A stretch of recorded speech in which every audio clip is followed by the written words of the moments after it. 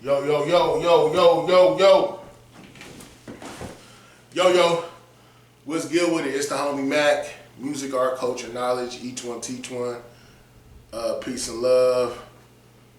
Reporting live from the Dogon. It's the homie MACK.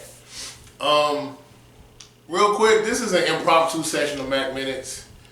But I want to talk about it. Today, I want to talk about being a student of self.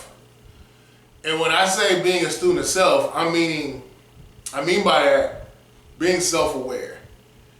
A lot of times it's anatomically the way we're designed is to see everything through, I guess, an extraneous way or externally.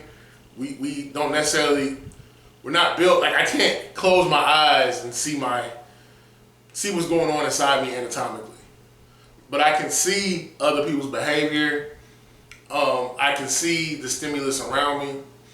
And I'm saying all that to say, like, we're literally hardwired, we're designed to look, not to look within, but to look exterior, to see things in our exterior.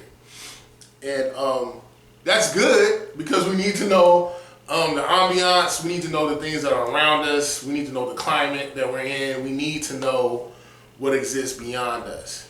And when I say beyond us, meaning outside of our personage, outside of us as a person. We need to know our ecosystem, the milieu that we're in. But I want to say the downside to that is a lot of times we don't look within. I'm at a space now in my life where I try to be very conscious of where my energy goes.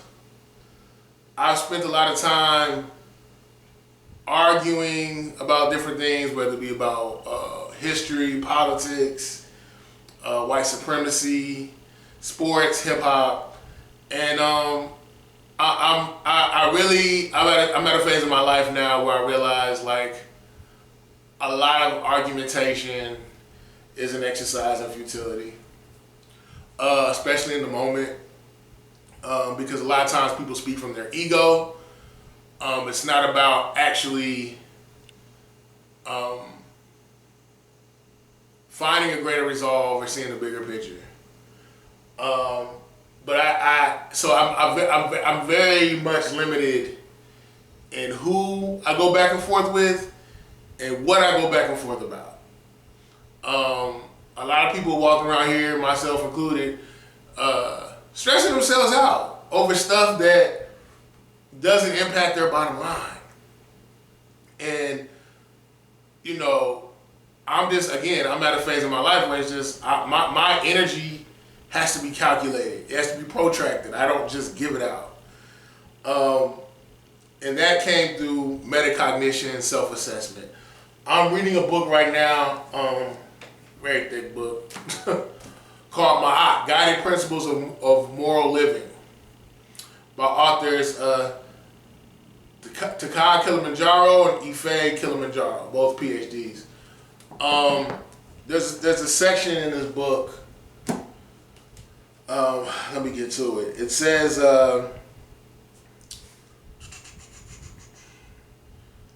moral excellence with the goal of self-assessment, self-correction, and self-improvement.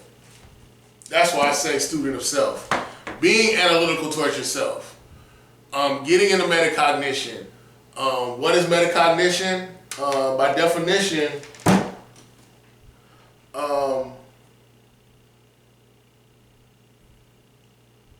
metacognition is awareness and understanding of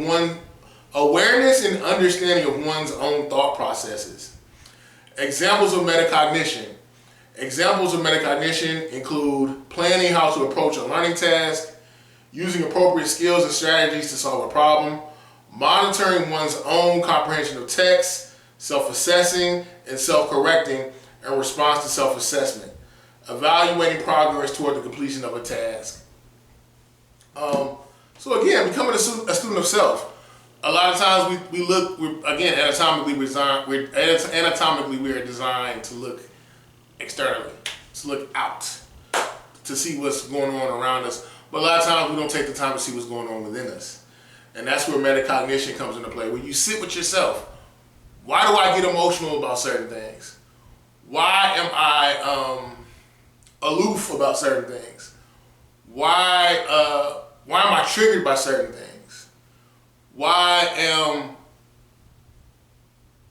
Essentially, what is, they say who angers you controls you. What angers you controls you. You don't want to be like a puppet on a string. Own your own emotions, own your own feelings, but know why. Why do you feel these things? And if you can, muse over these things, you can look deeper into yourself and realize, okay, this is what I need to correct. And once you see that you need to correct these things, you can come up with a plan of attack to correct these things. I'm big into self-reflection, self-correcting, self-assessment, all that. One of the things I always liked was Friedrich Nietzsche's Übermensch theory. And in that, he's basically saying the Übermensch, which translates to Superman in German, from German to English, Übermensch to Superman. He just says how the Überman is a higher self. The Überman has overcome his carnality or her carnality. The Überman focuses on excellence in behavior, excellence in interaction, morally guided excellence. And that's the hype I'm on right now. I feel like a lot of people, and I can speak from experience, a lot of people are angry. A lot of people are confused. A lot of people are angry. A lot of people are looking for answers. But I think a lot of times we don't start with self. It's easy just to blame everyone else for your behavior. But no, you need to look within. So on that note, I'm telling y'all, like, become a student of yourself. Know yourself. Learn yourself. What do they say? In Egyptian, there's an Egyptian proverb where it says, "Know the world within yourself. Do not look for your. Know the world within yourself. Do not look for yourself within the world, for this will be an illusion." And I just think a lot of us, we're caught up in the social media. We could get, not even just social media, we can just get caught up in day-to-day just pettiness with other people. We need to look within, know ourselves. That's the other axiom. Falsely, they say the Greeks came up with it, but no, the Egyptians did. Know thyself. Know thyself.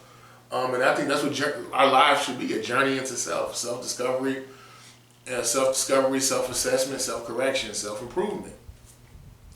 Signing out from the Dogon, it's the homie Mac. Music, art, culture, knowledge. Each one teach one, peace and love. I'm out.